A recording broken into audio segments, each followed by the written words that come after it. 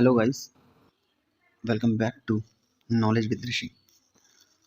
दोस्तों, जैसा आप देख रहे हैं कि आज मैं आपको विश्व की नदियों के बारे में पढ़ाऊंगा। वैसे तो विश्व में बहुत सारी नदियां हैं, लेकिन हमें सब नदियों को नहीं पढ़ना है।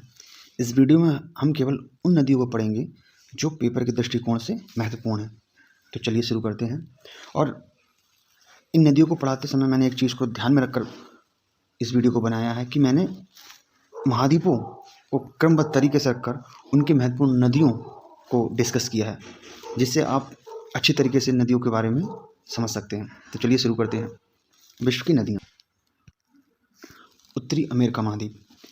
उत्तरी अमेरिका महाद्वीप की सबसे बड़ी व लंबी नदी मिसिसिपी मिसौरी नदी है। कौन सी नदी है? मिसिसिपी मिसौरी नदी। यह बहुत ही महत्वपूर्ण नदी है। यह नदी मैक्सिको की खाड़ी में गिरती है। कहाँ गिरती है? मैक्सिको की खाड़ी में। इसमें सबसे महत्वपूर्ण जो क्वेश्चन पूछा जाता है इस नदी को लेके वो है कि यह नदी पंजाकार डेल्टा बनाती है। क्वेश्चन कैसे उठता है कि कौन सी नदी पंजाकार डेल्टा बनाती है? तो वह मिसिसिपी मिसौरी नदी है जो पंजाकार डेल्टा बनाती है। अमेरिका की सबसे लंबी नदी भी यही है। कौन सी? Mississippi Missouri. तो इस महाद्वीप से हमें बस इसी नदी को याद रखना है जो पेपर के दृष्टिकोण से महत्वपूर्ण है। इसके बाद हम आते हैं दक्षिण अमेरिका में। दक्षिण अमेरिका की सबसे बड़ी नदी अमेजन नदी है। यह दक्षिण अमेरिका की भी सबसे बड़ी नदी है और यह विश्व की भी सबसे बड़ी नदी है। अब यहाँ हमें कन्फ्यूजन यह होता है कि बड़ी और लंबी। ज़्यादातर विद्यार्थी क्या होते हैं कि बड़ी और लंबी इनको एक ही समझते हैं, लेकिन इनमें अंतर है। बड़ी नदी हम उसको बोलते हैं जो चौड़ाई में ज़्यादा होगी, जो चौड़ाई में ज़्यादा होगी, इसमें पानी काफ़ी चौड़े विस्तार में फैला हुआ होगा, उसको हम बड़ी नदी बोलते हैं। और लंबी नदी किसे बोलते हैं? लंबी नदी बोलते हैं जो लंबाई में ज़्यादा होती है। चौड़ाई उसकी बड़ी नदी के मुकाबले कम होती है, लेकिन उसकी लंबाई बहुत ज़्यादा होती है। तो यह अंतर है लंबी और बड़ी नदी में। अमेजन नदी विश्व की सबसे बड़ी नदी है। इसकी चौड़ाई 200 किलोमीटर है। कितना किलोमीटर है? 200 किलोमीटर। अमेजन नदी सेल्वास के जंगलों से होकर निकलती है। सेल्वास वन को पृथ्वी के फेफड़े बोला जाता है। ऐसा क्यों बोला जाता है? क्योंकि सेल्वास के जंगलों में घने पेड़ पौधे और वन पाए जाते हैं।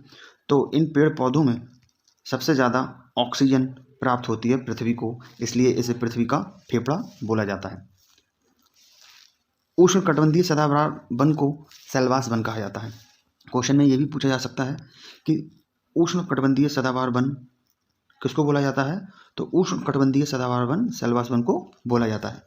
उम्मीद करता हूँ यहाँ तक आपको अच्छे से समझ में आया होगा। अब हम आगे बढ़ते हैं।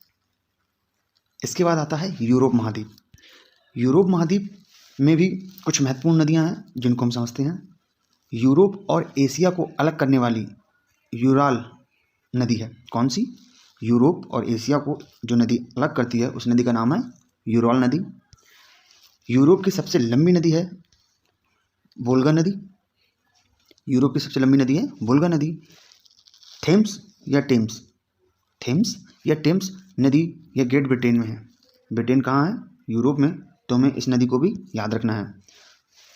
यूरोप की सबसे व्यस्त नदी राइन नदी है। इसको व्यस्त नदी क्यों बोला जाता है? क्योंकि इस नदी पर व्यापार भारी मात्रा में होता है, इसलिए इसको व्यस्त नदी बोला जाता है। राइन नदी को काली नदी भी कहते हैं। यूरोप महाद्वीप में एक नदी बहती है राइन नदी, जिसको काली नदी भी कहा जाता है क्योंकि इससे कोयला धोया जाता है। तो इससे व्यापार किया जाता है, तो इसको व्यापार की दृष्टि से सबसे व्यस्त नदी बोलते हैं। और कोयला धोया जाता है, उसका व्यापार किया जाता है, इसलिए इसको काली नदी भी बोलते हैं। आई होप आप समझ रहे होंगे।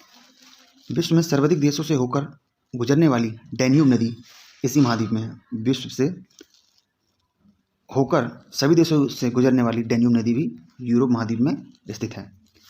एक नदी है पो, जिसको इटली की गंगा बोला जाता है। तो क्वेश्चन क्या उठता है कि ऐसी कौन सी नदी है जिसको इटली की गंगा बोला जाता है? तो वह पो नदी है जिसको इटली की गंगा बोला जाता है। अब इसके बाद हम अफ्रीका महाद्वीप में पढ़ते हैं। अफ्रीका महाद्वीप की सबसे महत्वपूर्ण नदी नील नदी। नील नदी विक्टोरिया से निकलकर भूमध्य सागर में गिरती है। जो नील नदी है विक्टोरिया सागर से निकलकर भूमध्य सागर में गिरती है। विश्व की सबसे लंबी नदी नील नदी है। यहाँ आप समझ रहे हैं, अमेजन नदी सबसे बड़ी नदी है और नील नदी सबसे लंबी नदी है। मिस्र की जीवन रेखा नील नदी को कहते हैं। मिस्र की जीवन रेखा नील नदी को बोला जाता है। कांगो नदी भूमध्य रेखा को 2 बार काटती है। अफ्रीका महाद्वीप की महत्वपूर्ण नदी है कांगो नदी, जो भूमध्य रेखा को 2 बार काटती है। इसके बाद हम आते हैं एशिया महाद्वीप। एशिया महाद्वीप की सबसे महत्वपूर्ण नदी है वांगहो नदी। विश्व में सबसे अधिक अवसाद ढोने वाली, यहाँ अवसाद का मतलब है बालू, कंकड़, पत्थर, जो नदियाँ अपने साथ लेके चलती हैं तेज बहाव के कारण, तो उसको अवसाद बोला जाता है। तो ऐसी नदी जो सबसे ज़्यादा अवसाद ढोती है वो वांगहो नदी है। दूसरी यांगसी नदी एशिया की सबसे लंबी नदी है। कौन सी? यांगसी नदी, यह एशिया की सबसे लंबी नदी है। वांगहो नदी को चीन का शोक बोला जाता है या कहा जाता है।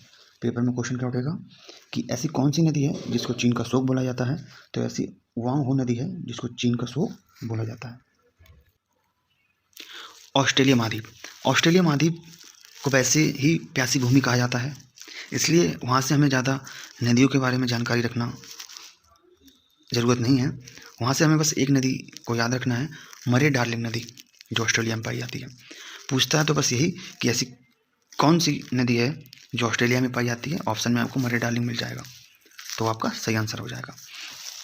इसके बाद हम आते हैं एक इम्पॉर्टेंट बिंदु पर। इसमें मैं आपको ये बताऊंगा कि कौन सी नदी किस रेखा को कितनी बार काटती है।